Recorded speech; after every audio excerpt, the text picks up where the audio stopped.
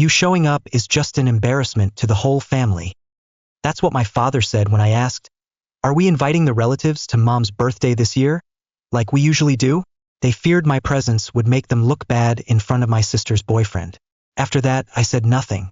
I quietly logged into my bank account and canceled every automatic payment I had covered for the past 2 years. 1 month later, they realized how important I was, but it was already too late. I didn't accept a single apology. I chose to live for myself. Follow my story, maybe you'll see yourself in it. Hello, I'm Nolan. I'm 30 years old and live in a small town about a 40-minute drive from Seattle. Every morning, I make myself a cup of coffee, turn on the weather report, and head to the office, less than 10 miles from home. I co-founded a small tech company in the renewable energy field. Not everyone gets what I do, not even my family. They still think I spend my days tightening screws and fixing machines. But I don't mind. I've never felt the need to explain.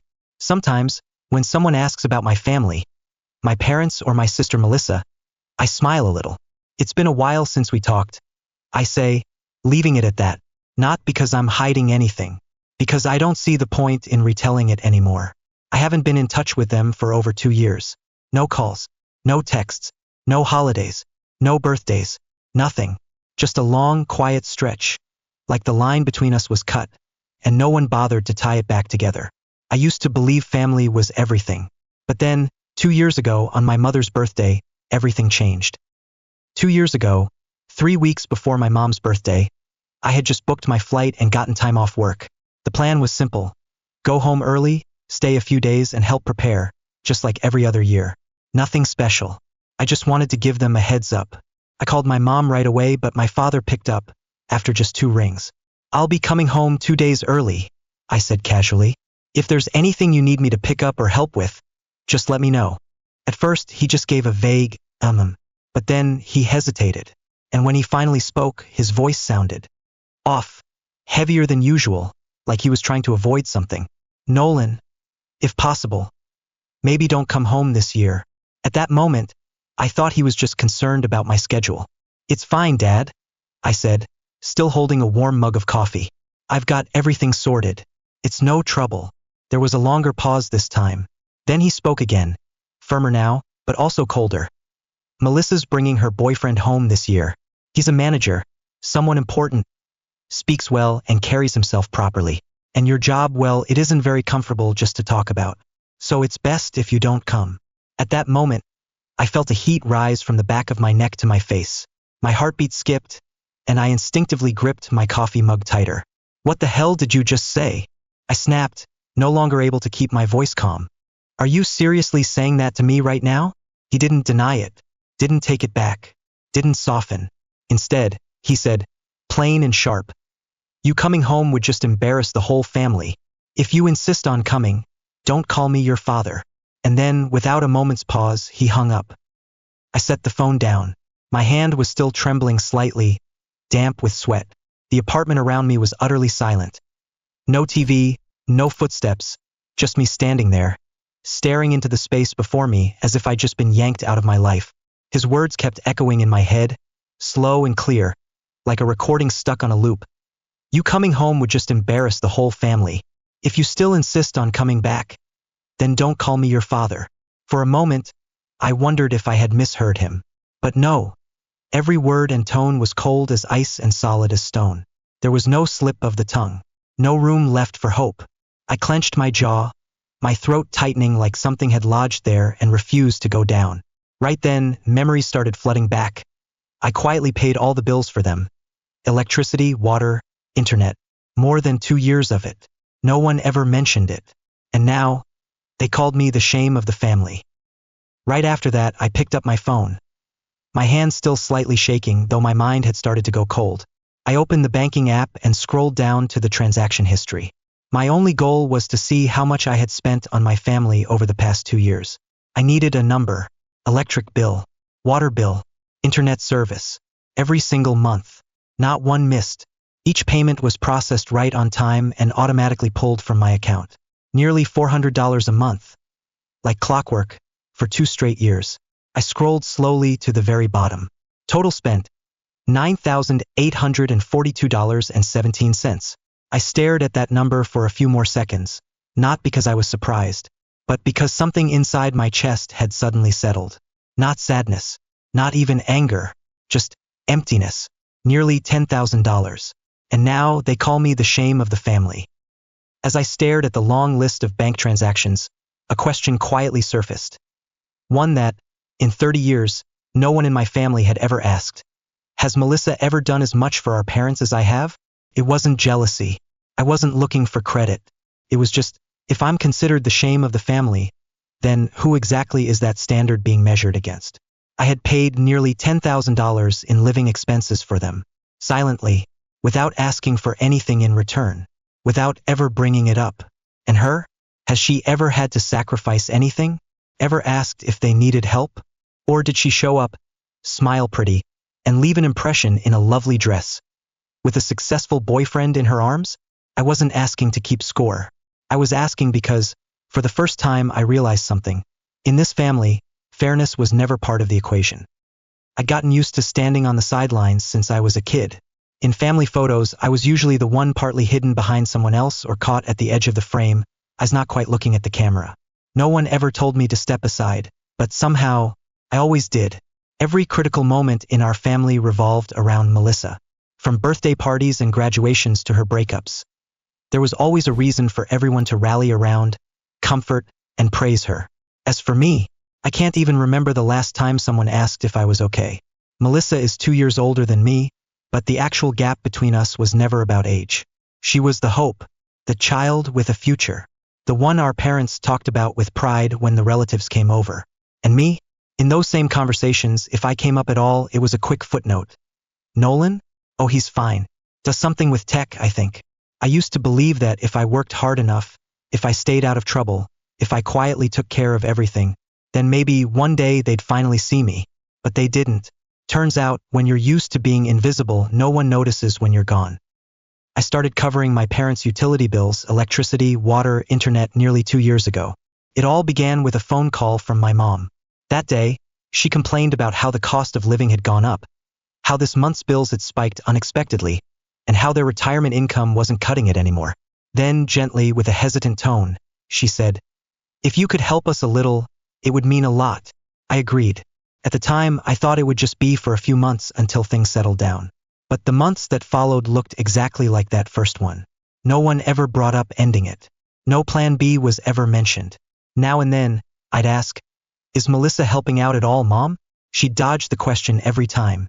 Sometimes, she'd say, "Just help us this month. Your sister will pitch in next time."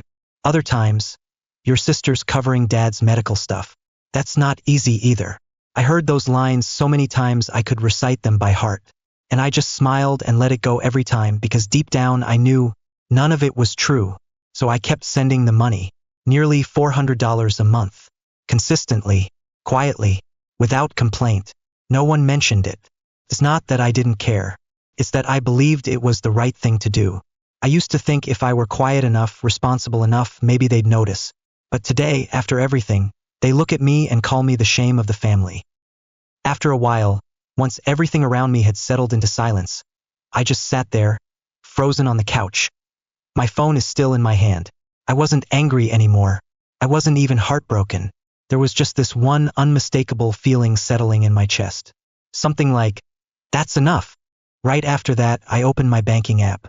I scrolled down to the automatic payments, the section where I'd set up monthly transfers to cover my parents' bills, electricity, water, and internet. One by one, I tapped into each item and canceled it without hesitation. I did it quietly, not to get even, but to hold on to the one thing I still had left, a little self-respect, the only thing they hadn't managed to take from me. About a week later, I got the first message from my mom, the same soft tone she always used. No mention of what had happened, no apology. I just got a notice that the internet bill is due. Can you take care of it? I read the message, stared at the screen momentarily, and then put the phone down without replying. Not because I was trying to make a statement, but because, after everything, the first thing they thought to say was still a request. Pay the internet bill. Note, are you okay? Not even something as simple as, can we talk? So I stayed silent. And to me, that silence said everything that needed to be said. 2 weeks later, my dad called. The phone rang a few times, then stopped. I didn't answer. A few minutes after that, he left a voicemail. His tone was sharp, impatient, just like it had always been. The power company called. This month's bill hasn't been paid. What's going on? Still no concern. Still no acknowledgement of what he said the day I called to say I'd be coming home for Mom's birthday. I listened to the message, turned off the screen, and laid the phone face down on the table. And just like that, I stayed silent, through to my mother's birthday. About 3 weeks after the day my father told me not to come home, it was my mother's birthday. The party went on like every year, her favorite roasted chicken, the usual cake from the bakery she liked, and a few close relatives gathered around the dinner table. Everything was neatly planned and in place except for me. That afternoon, at precisely 4 p.m., I was sitting in my living room, holding a cup of coffee that had long gone cold, when my phone buzzed. It was my mom calling. I looked at her name on the screen for a few seconds, then put the phone down. They didn't answer, didn't even think twice. A few minutes later, my dad called. Then Melissa. 3 calls in less than 10 minutes. I let them all go. No curiosity. There is no urge to respond. I stayed right where I was, leaning gently against the back of the chair, eyes resting on the fogged-up window. The sky outside was a dull gray. No rain, but cold in that quiet, creeping way that feels like winter just brushed up against your doorstep. About 10 minutes later, the messages started coming in. Mom was first. Nolan, the power's been shut off. The whole house is dark. Please pay the bill. I picked up the phone and read her message in silence. No anger, no surprise, just a quiet hollowness spreading through my chest. The kind you feel when you've spent years caring for a family, and now, you're the only one left carrying that weight. Then my dad. No water. We can't cook. Handle it now. Then Melissa. Internet's down. Guests are arriving. Please fix this, urgent. I glanced at the clock. 5:12 p.m. I remembered clearly. I canceled all the automatic payments precisely 3 weeks ago, right after the night. My father told me that if I insisted on coming home, I should never call him Dad again. And now, in the middle of the birthday party, they told me not to attend. Everything started shutting down, the power, the water, the internet. Each one disappeared right when they needed it most. I didn't text back, didn't call. I felt no need to explain. I just sat there, slowly turning the cold coffee cup in my hands, eyes still gazing out the window, as if looking past everything I could see. And in that moment I knew they weren't calling because they missed me. They were calling because there was no one left to carry the burden for them. By around 6 in the evening, my phone started buzzing again, non-stop this time. But it wasn't my parents or Melissa anymore. It was the relatives, the ones who only show up on holidays but somehow feel entitled to pass judgment. The messages came in waves. Some called me disrespectful. One said outright, "You embarrassed your mother in front of the whole family." Another, more subtle but just as cutting, "Your sister was right. People like you shouldn't show up on a happy day." I read through each message, not bothering to reply. Not because silence meant agreement, but because I'd long stopped trying to explain myself to people who always chose the louder crowd over what was right. I was about to set the phone down when the screen lit up again. It was Aunt Lauren, the only person in the family who still held a bit of trust in me. She was calling on video through an old app only she and I still used, because we were the only ones who ever cared enough to look each other in the eye when it mattered. I hesitated for a moment, then answered on the second ring. The first thing that came into view was her face, slightly blurred by the yellow glow from the kitchen behind her. A place I used to know like the back of my hand. Every crack on the wall, every squeaky cabinet. But tonight, the room felt different. There were clinks of silverware, awkward laughter, and scattered small talk floating in the background. She looked at me through the screen, her eyes soft but worried. "You're not going to pay it, Nolan?" Her voice wasn't accusatory, just light, like she was trying to figure out what was happening. I looked into her eyes, and when I finally spoke, my voice was slow, like I was dragging up something I had buried for too long. "You know, Auntie, it was Dad told me not to come." I swallowed hard. "He said if I still insisted on showing up, I shouldn't call him my father anymore." She went quiet. Her gaze shifted as if she were scanning the room behind her. And right then, the call descended into chaos.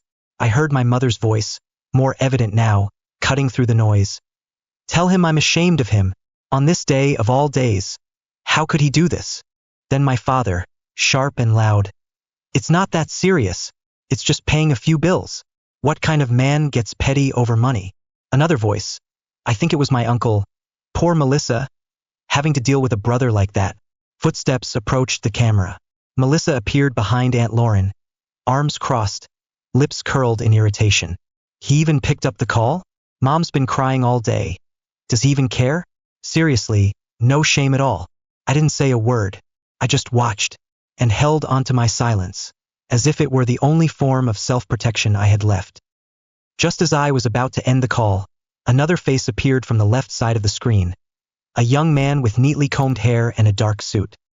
He looked at me, a flicker of confusion in his eyes, then offered a hesitant smile. "Hey boss," he said, voice slightly rough, like he wasn't sure if those words belonged in this moment. I froze. My eyes stayed locked on the screen, and I gripped the phone a little tighter, without even realizing it. I hadn't expected this. Not here. Not on the very night they all agreed I was too much of a shame to be invited. I stared at him for a few seconds longer, and then it all clicked. His face, the way he spoke.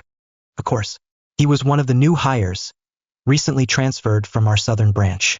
We'd exchanged a few emails, he'd sent me 2 reports, but I had never realized he was Melissa's boyfriend, the one everyone had been so eager to impress. The room behind Aunt Lauren seemed to hold its breath. I saw her glance over her shoulder, and suddenly, the kitchen came alive with a nervous stir.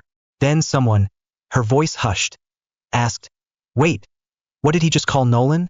Another voice followed, uncertain. "Boss? Does that mean Nolan is Melissa's boyfriend's boss?" The whispers swelled like a rising wave, overlapping, unsure. And me? I just kept watching the screen. No nod, no denial. I'm just waiting to see where it will go. And right then, the young man stood up straighter, looked past the camera toward the others in the room, and spoke clearly. "In case you didn't know, I work at Pacific Terratech. Mr. Nolan is one of the company's co-founders." His words landed sharp and unmistakable, loud enough to cut through the clatter of plates and murmurs, and the room fell into a strange kind of silence. It's not awkward, just stunned. I still didn't say a word. I pressed my lips together and gave a faint nod, a quiet confirmation. He turned back to the screen, eyes a little wide, and I said, calmly, evenly, like the words had been waiting, "Hope your big introduction goes perfectly." Then I hung up. That night I slept soundly. No tossing, no racing thoughts, no jolting awake in the dark with old questions echoing in my head. For the first time in years I felt light, not out of satisfaction, but because finally they knew who I was. The following day, before sunlight had entirely slipped through the thin curtains, I reached for my phone and checked my emails, like always. A few meeting reminders, a couple of notes from accounting. Then I saw a name I didn't recognize in the from field, Hudson Kane. I opened the email. The first line hit me right away. "I'm sorry. I didn't know you were Melissa's brother. I've always respected you at the company." I raised an eyebrow, leaned against the pillow, and kept reading. Hudson wrote that he had been genuinely surprised to learn about the family connection between me and Melissa. And then, without sidestepping or softening it, he said, "I didn't expect her to be like that. I'll be ending this relationship. Thank you for not putting me on the spot before everyone." I rested the phone on my chest and closed my eyes momentarily. It took me a few minutes before I reopened the inbox and started typing my reply. Slowly, clearly, and without dressing it up. "Hudson, that's your matter. I don't expect anyone to make decisions to stay in my good graces. Think carefully before you do anything. And for the record, I don't bring family into the workplace." I hit send. No further thought. No lingering emotion. For me, that was enough. Some things, once they're clear, I don't need anything else. Around 10 a.m., just as I was wrapping up a meeting with the department heads and gathering my notes, my phone buzzed in my pocket. I pulled it out and saw the name Melissa, my sister. I stared at it for a few seconds, then hit decline. Not out of anger, not to make a point, just because I'd grown tired of apologies that only ever show up after everything's already fallen apart. 5 minutes later, a message came in. "I'm sorry. I didn't think Hudson would change like that. You're his boss. If you said something, I'm sure he'd listen. Please talk to him. Ask him to come back to me." After reading it, I approached the hallway window and leaned against the glass. I reread the message, and again. Then I typed my reply. Not long, not short, just enough for her to understand. Hudson didn't leave because I told him to. He left because of how you live, how you treat people, how you look down on what you don't understand, and how you always assume that with a soft enough voice, you can steer anyone. I hit send, slipped the phone back into my pocket and returned to my desk. But less than a minute later, another message came through. I know, I messed up. This time, I mean it. I'll change. Please, believe me. Just this once. I didn't respond. I read it, sat with it for a moment, but nothing stirred inside me. Not because I didn't care, but because I finally understood. Sometimes the distance between two people, it isn't in the apology. It's in when the apology comes. I quietly deleted the message, left nothing behind, and turned back to the life that was still actually happening. A week later, on a Friday afternoon, just as I stepped back into the house from the garage, I froze right there on the porch. My parents were standing at the front door, each holding a small suitcase, faces drawn with fatigue from a long flight. I didn't ask why they were here, because if they had flown all the way out to see me, it wasn't just a casual visit. I opened the door and let them in. No tension, no forced politeness, just a simple decision. I didn't want to have that conversation outside, with the wind picking up along the porch. We sat in the living room. The tea on the table was still steaming. My father spoke first. He apologized with a tone calmer than usual. My mother added to it, said they'd thought things over, maybe they had gone too far, that things should have never gotten to this point. I stayed silent, didn't interrupt, just listened to see if this apology was indeed the end of something, or just the beginning of something else. And, as I had expected, my father's tone shifted. We're family, Nolan, and family helps each other. We raised you, sent you to school. Everything you have now, a part of it comes from us. Right? I looked at him. My expression didn't change, but my posture straightened just slightly. Then my mother spoke, her voice soft. It's like she was saying something completely reasonable. If you could, maybe send us about $2,000 a month. Just a little support. It's not much for someone like you.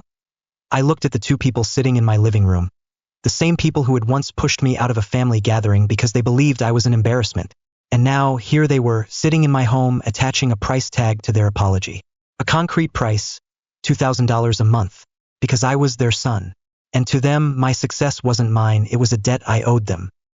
After their request, I let out a laugh. Not loud, not sarcastic, just a soft chuckle, the kind you make when someone tells you a story that doesn't make sense.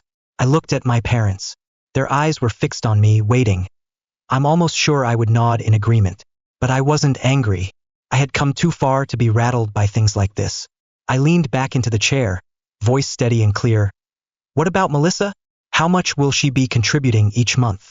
The room seemed to pause at that. The air tightened. My father glanced at my mother. She responded slowly, voice dropping just slightly. Your sister's job. It's still unstable. And the breakup with Hudson has taken a toll on her. I nodded gently, not surprised. The same old reasons, wrapped in words that sounded empathetic, but they were just deflections. I lifted my gaze, looked directly at them, and replied, if she agrees to support you with $2,000 a month, I'll do the same. No more, no less. They didn't say a word, just stared at me, as if trying to figure out whether I was serious. I continued calmly, or, if you want me to carry the full amount, I'll need something in writing. A legal agreement, confirming that after you both pass, the house will belong to me in full. I sat still after that. No pressure, no further explanation, just waiting to see how they'd respond now that, for the first time, I was the one setting the terms, for something they had always assumed was just my duty. As soon as I finished speaking, the room sank into a heavy, dense silence. Then suddenly my father shot to his feet. He slammed his palm down on the wooden table, causing the teacup to tip over, its contents spilt down the edge. His voice roared through the room, chest rising and falling with fury. You're setting conditions for your parents?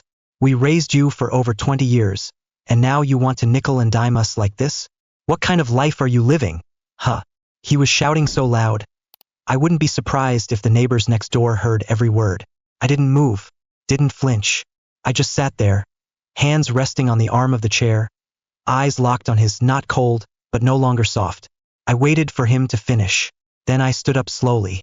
My voice came out low and calm, but clear enough to cut through the storm he just unleashed. I think You both should leave my house. It wasn't a threat. It wasn't said in anger. It was simply a request, from someone who had reached the very end of what respect could offer. No one said another word. Only the sound of luggage dragging across the hardwood floor, and the door clicking shut behind them, quieter than everything they had just left behind inside me. It's been 2 years since the last time I saw them. Right here, in my own home. I didn't block their numbers. I didn't change my email. I didn't cut them off completely. I just stopped reaching out and waited. I waited to see if when I was no longer the shadow of duty and obligation, they'd still see me as part of the family. In these 2 years, there's been no call, no message asking how I've been, no mention of birthdays, health, or even a simple, "How are you doing?" I used to believe maybe one day they would change, but I've come to understand not everyone changes, especially those who've never believed they were wrong to begin with. I still live here, still work, still carry on with life. The only difference is, I no longer let myself become an emotional ATM. Willing to give, willing to be hurt, all in the name of duty. And if there's one thing I've taken from all of this, it's this: family is not a place where people get to demand your kindness and call it love. Real family, it is where you're seen as a person, regardless of what you have to offer. Not as a wallet, not as a backup plan, not as the last resort when everything else falls apart. And before I close this chapter, I want to ask you something. Was I wrong? For choosing not to go back? For saying no to supporting my parents with $2,000 a month? Even though they're older now, even though they once raised me? I used to believe that family could heal everything. But after being treated like a stranger in my own home, more times than I can count, I chose to stand up and step out of that cycle. Was I too cold? Or maybe, was I finally learning to love myself at the right time? Leave your thoughts down below. I genuinely want to hear from you, whether you agree or see things differently. If the story meant something to you, don't forget to hit subscribe to support the channel. There are still so many stories waiting to be told, waiting to be heard. Take care, and I'll see you in the next one. Thank you for staying until the very end.